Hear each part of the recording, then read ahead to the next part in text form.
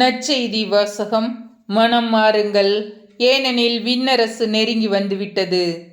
மத்தேயு எழுதிய தூய நற்செய்தியிலிருந்து வாசகம். அதிகாரம் 1, இறைவசனங்கள் 1 முதல் 12.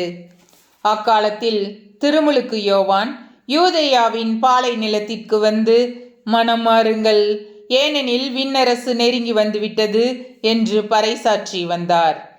இவரை குறித்தே பாலை நிலத்தில் குரல் ஒன்று முழங்குகிறது: ஆண்டவருக்காக வழியை ஆயத்தமாக்குங்கள், அவருக்காக பாதையை செம்மையாக்குங்கள் என்று இறைவாக்கினர் எசையா உரைத்துள்ளார்.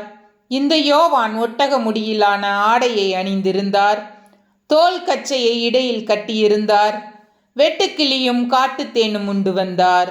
எருசலேமிலும் யூதேயா முழுவதிலும் யோர்தான் ஆற்றை அடுத்துள்ள பகுதிகள் அனைத்திலும் இருந்தவர்கள் அவரிடம் சென்றார்கள். அவர்கள் தங்கள் பாவங்களை அறிக்கையிட்டு யோர்தான் ஆற்றில் அவரிடம் திருமுழுக்கு பெற்று வந்தார்கள்.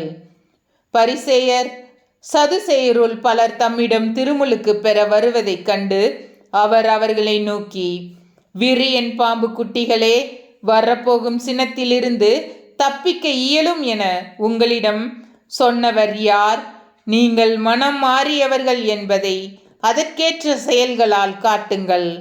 ஆபிரகாம் எங்களுக்கு தந்தை என உங்களிடையே சொல்லி பெருமை கொள்ள வேண்டாம். இக்கற்களிலிருந்தும் ஆபிரகாமுக்கு பிள்ளைகளை தோன்ற செய்ய கடவுள் வல்லவர் என உங்களுக்கு சொல்கிறேன். ஏற்கனவே மரங்களின் வேரருகே கோடாரி வைத்தாயிற்று.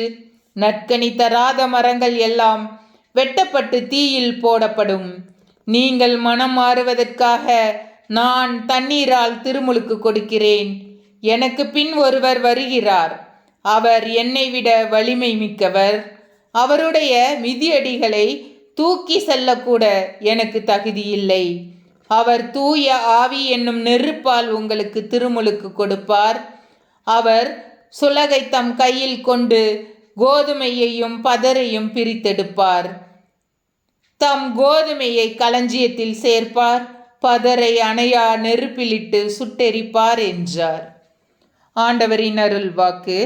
கிறிஸ்துவே உமக்கு புகழ்.